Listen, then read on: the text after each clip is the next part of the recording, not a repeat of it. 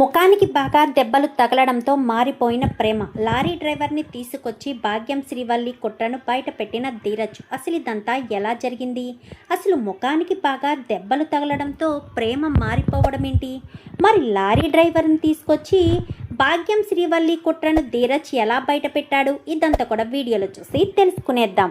శ్రీవల్లి నిజస్వరూపం రామరాజ్కి తెలియాలని మీరు కూడా కోరుకుంటే కామెంట్లో ఎస్ అని టైప్ చేయండి. మొత్తం మీద చూసుకున్నట్లయితే కనుక చందుకి దెబ్బలు తగిలితే చందుని అంటే ఎవరికైనా భర్తకు దెబ్బలు తగిలితే భార్య పక్కనే ఉండి సేవలు చేస్తుంది కదా, ఆ రకంగా వల్లిని మళ్ళీ అత్తవారింటికి పంపించాలని భాగ్యం తన తెలివితేటలు ఉపయోగించి ఒక లారీ డ్రైవర్తో మాట్లాడి చందుకైతే యాక్సిడెంట్ చేయించాలని ప్లాన్ చేస్తుందే కానీ అదే సమయంలో ప్రేమ చూసి చందుని పక్కకు లాగి అదే లారీ కింద ప్రేమ పడిపోయేసరికి ప్రేమ అంటూ అందరూ కూడా చూస్తారు. వీళ్ళ ముగ్గురు చూస్తారు, మరొక పక్క నుంచి చందు చూస్తాడు, మరొక పక్క నుంచి ధీరజ్ చూస్తాడు. చూసేసరికి ఇంకా ప్రేమ అలా పడిపోయి మొహానికి చాలా ఎక్కువగా బ్లడ్ తగిలేస్తుంది. ఇంకా డ్రైవర్ అయితే పారిపోతాడు. వ్యాన్ని అలాగే వదిలేసి పారిపోయేసరికి ఇంకా ధీరజ్ బండి వదిలేసి పరుగున వచ్చి ప్రేమ అంటూ ప్రేమను ఒళ్ళోకి తీసుకునేసరికి మొహం నిండా గాయాలే అవుతాయి. అనియా అంబులెన్స్ కనగానే వెంటనే చందు అంబులెన్స్కి ఫోన్ చేయడంతో అంబులెన్స్ వస్తుంది. గబగబా హాస్పిటల్కి తీసుకువెళ్ళిపోతారు. నేను ముందే చెప్పాను ఎలాంటిదేమీ వద్దని. చూసావా, నా భర్తకి ఏదో చేస్తానని చెప్పి ఇప్పుడు ఆ ప్రేమకి ఏదో చేశావు. ఇప్పుడు ప్రేమకి ఏదైనా జరగరాంది జరిగితే ఎవరైనా నన్ను వదిలిపెడతారా? ఆ డ్రైవర్ని పట్టుకుని 4 ఉతికితే వాడు మన పేర్లు చెప్తాడు కదమ్మా, మనం ఎలా బుక్ అయిపోతాం కదా, నీకు అసలు బుద్ధి జ్ఞానం లేదమ్మా అంటూ అక్కడి నుంచి ముగ్గురు కూడా ఇంటికి భయంగా పారిపోతాడు. ఇంకా ధీరజ్ పారిపోతారు. ముగ్గురు కూడా ధీరజు, ప్రేమ, చందు ముగ్గురు కూడా హాస్పిటల్కి వెళ్ళి ఇంకా టెన్షన్ పడిపోతూ ధీరజ్ ఏం చేయాలో అర్థం కాక నర్మదకి ఫోన్ చేస్తాడు. నర్మద ఆఫీస్లో ఉంటుంది. చెప్పు ధీరజ్ అనగానే వదిన ప్రేమకు అని చెప్పనేసరికి ఏమైంది ప్రేమకు, ఏం జరిగింది చెప్పు ధీరజ్, ఏం జరిగింది అనగానే తనకు చాలా పెద్ద గాయాలు తగిలాయి, హాస్పిటల్లో ఉన్నాయి అనగానే ప్రేమకు గాయాలు తగలడం ఏంటి, అసలు ఏం జరిగింది అనగానే ఒక లారీ వచ్చి గుద్దేసింది. చందు అన్నయ్యని కాపాడిపోయి ప్రేమ ఇలాంటి గాయాలకి గురైందనేసరికి ఏ హాస్పిటల్ అనగానే వెంటనే బయలుదేరుతూ సాగర్కి ఫోన్ చేస్తుంది.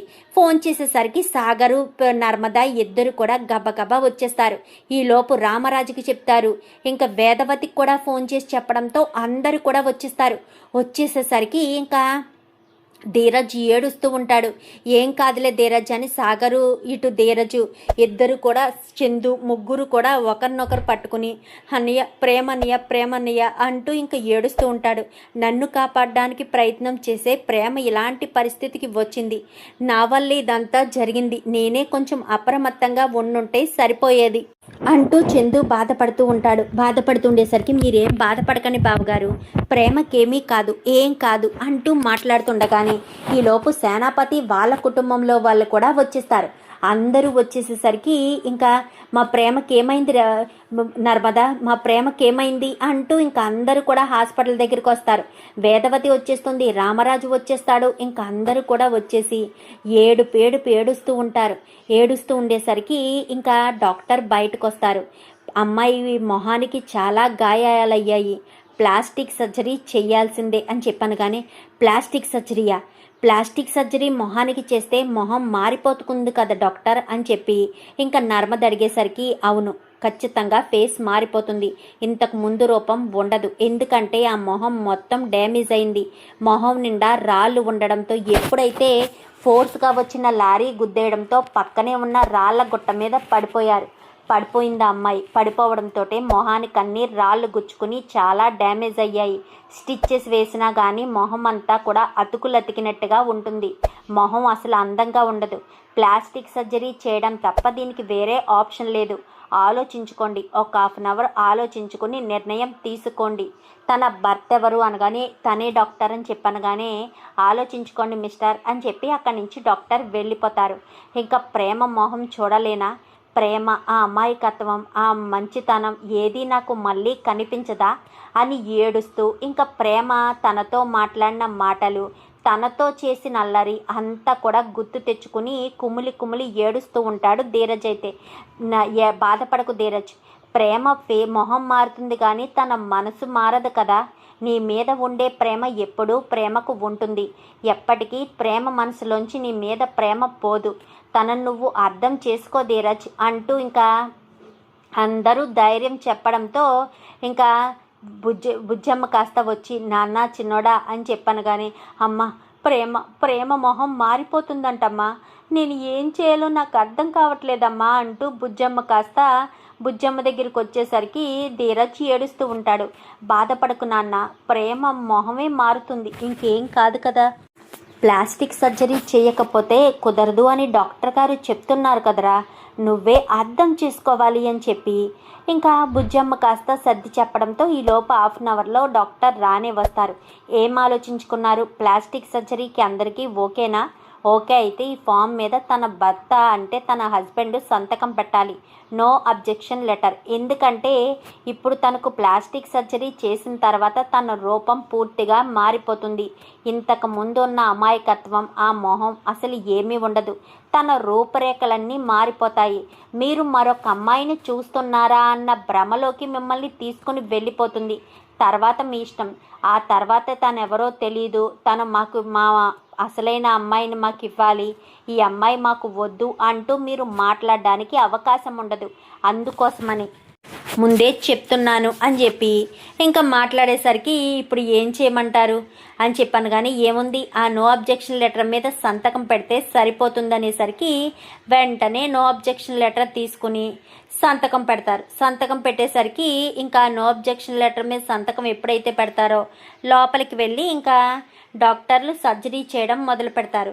అసలు ఇదంతా ఎలా జరిగింది, ఎలా అయ్యింది ఇదంతాను అని వెంటనే తన ఫ్రెండ్ ఒకడు ఇన్స్పెక్టర్ ఉంటే ఇన్స్పెక్టర్కి ఫోన్ చేస్తాడు ధీరజ్. పలానా చోట యాక్సిడెంట్ అయింది, వాడు ఎక్కడున్నా పట్టుకోవాలి, వాడి మొహం ఎలా ఉంది అలా ఉంది, వాడిని నేను చూశాను అంటూ ధీరజ్ రూపురేఖలన్నీ చెప్పేసేసరికి, అయితే నువ్వు చెప్పిన దాన్ని బట్టి వీడేనేమో, ఒకటి ఫోటో నీకు పంపిస్తున్నాను చూడు ధీరజ్ అంటూ ఆడి ఫోటోని పంపిస్తాడు. పంపించేసరికి అవును వీడేరా, వీడే నా భార్యకు యాక్సిడెంట్ చేసి నా భార్య మొహం మారిపోయేటట్టు చేసింది వీడేరా అని చెప్పాను కానీ నువ్వేం టెన్షన్ పడకు ధీరజ్, వాడు ఎక్కడున్నాడో నేను పట్టుకుంటాను అని చెప్పి ఇంకా వెంటనే పోలీస్ ఇన్స్పెక్టర్ రంగంలోకి దిగుతాడు. ఇంకిక్కడ ధీరజ్ ఎంతగానో బాధపడుతూ ఉంటాడు. ప్రేమ అమాయకత్వం అంతా కూడా గుర్తు తెచ్చుకుంటాడు. తన చిలిపితనం, తన అల్లరి, తను ఏడిపించింది, ప్రేమ తనతో ఆడుకుంది, ప్రతి ఒక్కటి గుర్తు తెచ్చుకుని ఎంతగానో బాధపడుతూ ఇంకా ఎప్పుడు కూడా కళ్ళల్లో నీళ్లు వస్తూనే ఉంటాయి. ఇంకా అలా వచ్చేసేసరికి ఇంకా ఎంతగానో బాధపడుతూ ఏడుస్తూ ఉంటాడు. ఏడుస్తూ ఉండేసరికి ఈలోపు ఇన్స్పెక్టర్ కాస్త ఫోన్ చేస్తాడు.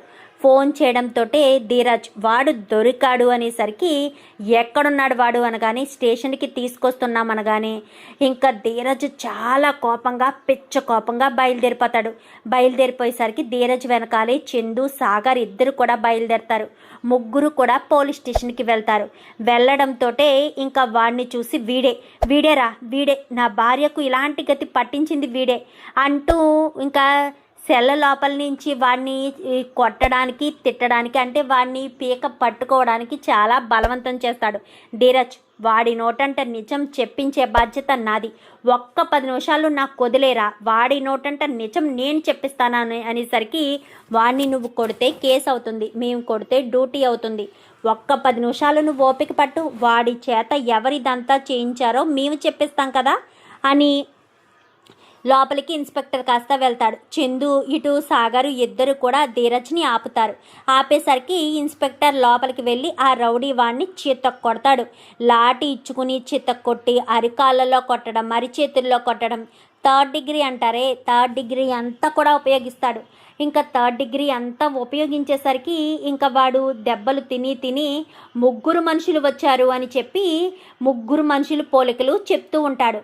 ఒకడు పొట్టిగా ఉన్నాడు, గుండుతో ఉంది, తర్వాత ఇంకొకరు ఉన్నారు, తర్వాత ఇంకొక అమ్మాయి కొంచెం హైట్గా ఉంది అని ముగ్గురు పోలికలు చెప్పేసేసరికి ఇంకా చందుకి అర్థమవుతుంది వీళ్ళ ముగ్గురు వాళ్ళ ముగ్గురా. ప్రేమ నర్మద మీద చాలా కోపంగా ఉన్నారు వాళ్ళు. కావాలనే ప్రేమ నర్మద ఇద్దరు కలిసి ఇంట్లోంచి బయటికి పంపించేశారు అన్న ఉద్దేశంతో ఉన్నారు. వాళ్ళే ఏదైనా కోపంతో చేశారా, అంతకు దిగజారిపోతుందా వల్లి అని అనుమానంతో ఎవరో ముగ్గురు వచ్చారంట. వాళ్ళు కొంచెం పొట్టుగా బట్టబొర్రతో, మరొకరు పొట్టిగా, ఇద్దరు ఆడవాళ్ళు ఒక మగతను వచ్చాడంట అని చెప్పనేసరికి మీకు అలాంటి పోలికలు ఉన్న వాళ్ళు ఎవరైనా తెలుసా అని చెప్పనేసరికి అలాంటి పోలికలు ఉన్న వాళ్ళు ఎవరుంటారు అని సాగరు ఇటు ధీరజు ఆలోచిస్తూ ఉండగా వెంటనే చందు తన ఫోన్లో ఉన్న వాళ్ళ అత్తయ్య మామయ్యలతో తీయించుకున్న ఫోటో వీళ్ళ నలుగురు ఉన్న ఫోటోను చూపించి చందుని కొంచెం పక్కకు జరిపి వీళ్ళ ముగ్గురిని జూమ్ చేసి చూపిస్తాడు. వీళ్ళేనా వాళ్ళు అని చెప్పాను కానీ అవును సార్ వీళ్ళే సార్ వీళ్ళేనా వచ్చారు అంటూ వాడు హిందీ భాషలో చెప్తాడు. చెప్పేసేసరికి ఇంకా ఎవరన్నయ్య వాళ్ళు అని ధీరజ్ కాస్త ఫోన్ తీసుకుని చూసేసరికి ఒక్కసారిగా షాక్ అయిపోతాడు. ఏంటి వీళ్ళ అని చెప్పాను కానీ అవును సాబ్ వీళ్ళే నా దగ్గరకు వచ్చి యాక్సిడెంట్ చేయమని నాకు 5,000 రూపాయలు ఇచ్చారు, ముగ్గురు కూడా వచ్చారు అని మాట్లాడేసరికి ఇంకా ప్రేమ వాళ్ళకి చందు ధీరజ్ వీళ్ళకైతే చాలా కోపం వస్తుంది. ఎందుకంటే వీళ్ళే ఇదంతా చేశారు అని తెలిసిన తర్వాత ధీరజ్ ఒక్క క్షణం కూడా ఆలస్యం చేయకూడదనుకుంటాడు. ఒరే వీడిని నాకు ఇవ్వరా అని చెప్పాను కానీ వాడిని నువ్వు తీసుకుంటే చట్టాన్ని నీ చేతుల్లోకి తీసుకున్నట్టు అవుతుంది, అలా తీసుకోవద్దురా, వాడిని వదిలేసేయి, వాడికి తగిన శిక్ష నేను విధిస్తాను అనగానే ఎవరి దగ్గర నిజాన్ని బయట పెట్టాలో వాళ్ళ దగ్గరే నిజాన్ని బయట పెడతాను, రారా నువ్వు బయటికి అంటూ ధీరజు వాడి భుజం మీద చేయి వేసి మరి వాడిని లాక్కుని ఇంకా ముగ్గురు కూడా వచ్చేస్తారు. ఒరే ధీరజ్ అంటూ ఉండేసరికి హాస్పిటల్కి రారా, వీడిని నీ చేతికి అప్పగిస్తాను, వీడిని నేనేమీ చేయను, వీడి నోటంట నిజాన్ని బయట పెట్టాలి కదా, వీడు చేసిన తప్పు వీడితో ఎవరి తప్పు చేయించారో అన్న విషయం బయట పెట్టాలి కదా, అందుకని వీడిని ఏమీ చెయ్యనురా అని చెప్పి ధీరజ్ కాస్త వాడిని తీసుకుని సరాసరి హాస్పిటల్ దగ్గరికి వచ్చేస్తాడు. వచ్చేసేసరికి వాడిని ఇలాగా అందరిలోని ఇలా ఒక తోపు తోయడంతో చుట్టూ జనాలు ఉంటారు. ఇటు సేనాపతి వాళ్ళ కుటుంబం, ఇటు రామరాజు వాళ్ళ కుటుంబం, ఆడవాళ్ళు అందరూ కూడా అక్కడే ఉంటారు. అక్కడే ఉండేసరికి వాడు చుట్టూ చూస్తారు. చుట్టూ చూసి ఎవడ్రా వీడు అని చెప్పి ఇంకా రామరాజు అడిగేసరికి వీడే నాన్న, వీడే ప్రేమను యాక్సిడెంట్ చేసింది వీడే అంటూ మాట్లాడేసరికి వీడా అని రామరాజు కాలర్ పట్టుకుని ఆ చెంప ఈ చెంప వాయిగొడతాడు. ఎవడ్రా నిన్ను పని చేయమని చెప్పింది, ఎవడు అనగానే ఎవడ్రా చెప్పరా, ఇంకెవరు, ఆ వల్లి వదిన వాళ్ళ కుటుంబమే అని చెప్పాను కానీ ఒక్కసారిగా షాక్ అయిపోతాడు రామరాజు. అయితే ఏం మాట్లాడుతున్నావు చిన్నోడా, అదేంటి వల్లి వాళ్ళ కుటుంబం ఎందుకు చేస్తారు, అసలు వల్లి వాళ్ళ కుటుంబానికి ఏం అవసరం అనగానే వాళ్ళు చేయమన్నది చందుబా అన్నయ్య మీద అటాక్ చేయమని చెప్పారంట, అంటే చందుబావని గుద్దేమని చెప్పారంట. అదే సమయానికి చందు అన్నయ్య పక్కకు తప్పుకోవడం అంటే ప్రేమ చందు అన్నయ్యని కాపాడడంతో ప్రేమకు దెబ్బలు తగిలాయి అని చెప్పనేసరికి నమ్మలేకపోతున్నాను అనగానే చెప్పరా అంటూ చెంప పగల కొడతాడు ధీరజ్. అయితే కొట్టేసేసరికి అది అవును సార్, అవును, వాళ్ళు ముగ్గురు వచ్చి నాకు 5,000 రూపాయలు ఇచ్చారు, ఇదిగో ఈ బాబుని గుద్దమని చెప్పి నాకు డబ్బులు ఇచ్చారు. కరెక్ట్గా బాబు మీదకి నేను వ్యాన్ని పోనిస్తున్న సమయంలో ఈ అమ్మాయి, ఇప్పుడు దెబ్బలు తగిలిన అమ్మాయి అడ్డుగా వచ్చి ఈ అబ్బాయిని పక్కకు లాగేయడంతో తనకు దెబ్బలు తగిలాయి, భయంతో నేను వ్యాన్ని వదిలేసి పారిపోయాను అని చెప్పనేసరికి ఇంకా ఒక్కసారిగా రామరాజుకి పిచ్చ కోపం వస్తుంది. ఏంటి వల్లి వాళ్ళు చేశారా, అసలు వల్లి వాళ్ళకి చందు మీద ఇదంతా చేయవలసిన అవసరం ఏముంది, వల్లికి చందుని ఇలా చేయాలన్న ఆలోచన ఎందుకు వచ్చింది, అసలు నా పెద్ద కొడుకు ఏం తప్పు చేశాడు అనగానే తప్పు చేసింది నేను కాదు నాన్న, వల్లి తప్పు చేసింది, మనల్ని మోసం చేసింది నాన్న, తను ఎంఏ ఇంగ్లీష్ చదివాను అని చెప్పింది కదా, అదంతా అబద్ధమే, తను చదివింది 9వ తరగతి వరకు మాత్రమే, ఆ నిజం ఎక్కడ బయటికి వస్తుందోనన్న భయంతోనే తను ఎలాంటి పని చేసింది, ఎందుకంటే ఇలా చేస్తే నేను ఎప్పటికీ నిజం చెప్పను అన్న ఉద్దేశం అనుకుంటా. అదే కాదు, అమూల్య జీవితం నాశనం అయిపోవడానికి కారణం కూడా ఆ వల్లినే. విశ్వకు అమూల్యకు ప్రేమాయణం నడిపింది ఆ వల్లినే. తెల్లవారితే పెళ్ళనిపించుకుని అమూల్యను తీసుకెళ్లి విశ్వకు అప్పగించింది కూడా వల్లియే. ఆ విషయం నాకు తెలిసిన తర్వాతే వల్లిని తీసుకెళ్లి వాళ్ళ పుట్టింట్లో వదిలి పెట్టేసి వచ్చేసాను. తను ఎంతగానో బ్రతిమాలినా గానీ నేను ఒప్పుకోలేదు. అందుకోసమనే వల్లి ఇలా ప్లాన్ చేసి ఉంటుంది. చూసావా నాన్న ఎంతకు దిగజారిపోయారో. నేను వాళ్ళ అమ్మాయిని తీసుకెళ్లి పుట్టింట్లో వదిలేసినందుకు గాను ఏకంగా నా ప్రాణాలు తీయడానికి కూడా వెనకాడలేదు. అంటే కూతురు కాపురం కంటే వాళ్ళకి పంతం పట్టింపులే ఎక్కువ. వాళ్ళ కూతుర్ని పుట్టింటికి పంపించేశాను అన్న కోపంతో ఉక్రోషంతో నా ప్రాణాలు తీయడానికి కూడా వెనకాడలేదు. చూసావా నాన్న అంటూ మాట్లాడేసరికి అవును నిజమే, వాళ్ళు ఇంతకు తెగిస్తారని కలలో కూడా అనుకోలేదు, ఇంతకు దిగజారిపోతారని నేను అసలు నమ్మలేదు అంటూ చెప్పేసేసరికి ఏం మాట్లాడుతున్నావురా అని చెప్పాను. కానీ ఏం మాట్లాడడం ఏంటి నాన్న, వాళ్ళు ఎంతకు దిగజారిపోయారో తెలుస్తుంది కదా, ఈ రకంగా దిగజారిపోతారని అస్సలు అనుకోలేదు అంటూ ఇంకా చందు మాట్లాడేసరికి నా పెద్ద కొడుకు జోలికి వస్తారా, నా కుటుంబాన్ని మొత్తం మోసం చేస్తారా, నా చిన్న కొడుళ్ళు జీవితాన్ని నాశనం చేస్తారా, నా కూతురు భవిష్యత్తుని సర్వనాశనం చేసిన వాళ్ళని ఎట్టి పరిస్థితుల్లోనూ వదిలిపెట్టను. చిన్నోడా పదరా అని చెప్పి వెంటనే ఇంకా వాడిని తీసుకుని సరాసరి పోలీస్ స్టేషన్కి వెళ్ళి కంప్లైంట్ ఇస్తారు. నా కుటుంబాన్ని మోసం చేశారు, నా పెద్ద కొడుకుని మోసం చేశారు, ఇప్పుడు నా చిన్న కోడలికి దెబ్బలు తగిలేటట్టు హాస్పిటల్లో జాయిన్ అయ్యేటట్టుగా చేశారు, వాళ్ళని మాత్రం ఎట్టి పరిస్థితుల్లోనూ వదిలిపెట్టద్దు అని రామరాజు అయితే పోలీస్ స్టేషన్లో కంప్లైంట్ ఇచ్చి చందు చేత అలాగే ధీరజ్ చేత సంతకాలు పెట్టించి ఆ వల్లి వాళ్ళని అరెస్టు చెయ్యాలి అని కోరి ఇంకా వాళ్ళు హాస్పిటల్కి వచ్చేస్తారు. హాస్పిటల్ దగ్గరికి వచ్చేసేసరికి సర్జరీ పూర్తయింది, సక్సెస్ఫుల్గా పూర్తయిందని డాక్టర్ చెప్తారు.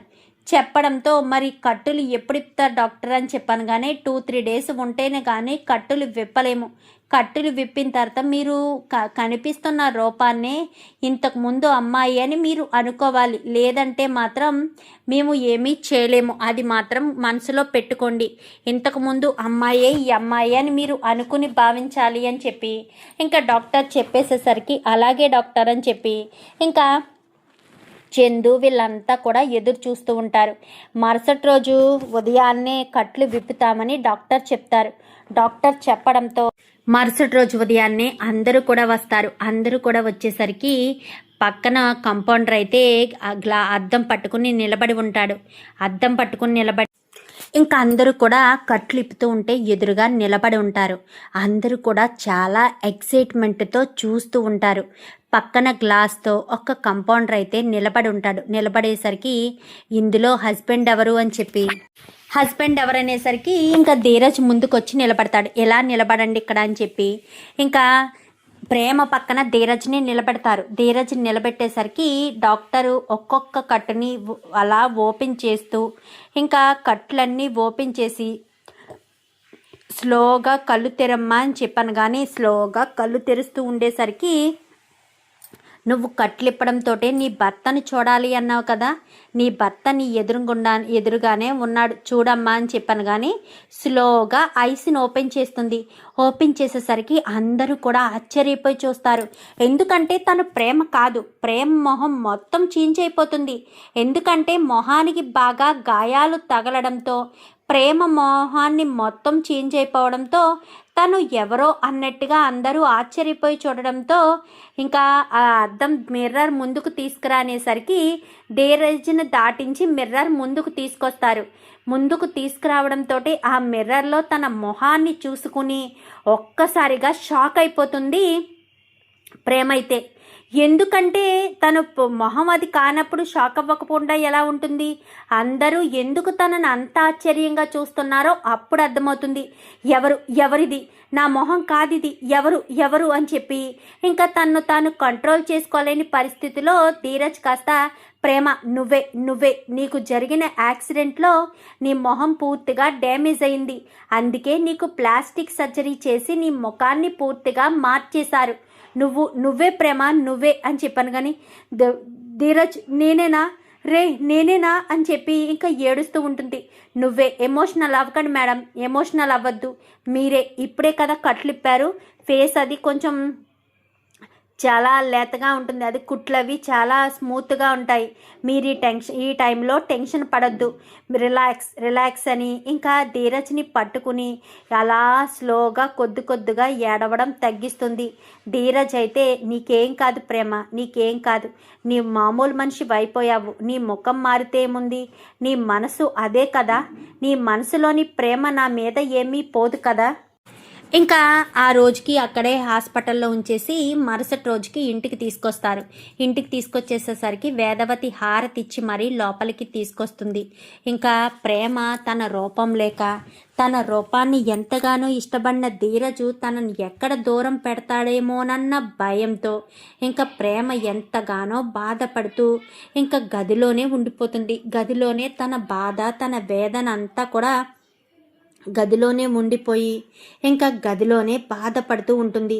ఏంటి ప్రేమ బయటికి రావా ఏంటి అంటూ చెప్పేసేసరికి నేను ఎవరికి ఏమన్యాయం చేశానక్క, వల్లి అక్క జీవితం బాగుండాలనే కదా నేను కోరుకున్నాను, తనని మోసం చెయ్యొద్దనే కదా నేను చెప్పాను, ఆ మాత్రం దానికి నా జీవితాన్ని ఈ రకంగా నాశనం చేసేస్తుందా, నా జీవితాన్ని ఇంత దారుణంగా చేసేస్తుందా అక్క, నేను ఏం తప్పు చేశానని ఈ రకంగా నా భవిష్యత్తును నాశనం చేయాలి, నేను ఏం తప్పు చేశానని నా జీవితాన్ని ఇలా నాశనం చేసింది అంటూ ఇంకా ఎంతగానో ఏడుస్తూ ఇంకా ప్రేమ అయితే చాలా బాధపడుతుంది. బాధపడకు ప్రేమ అని ఎంతగానో వాదార్చినా కానీ ఎవ్వరి మాట వినిపించుకోదు.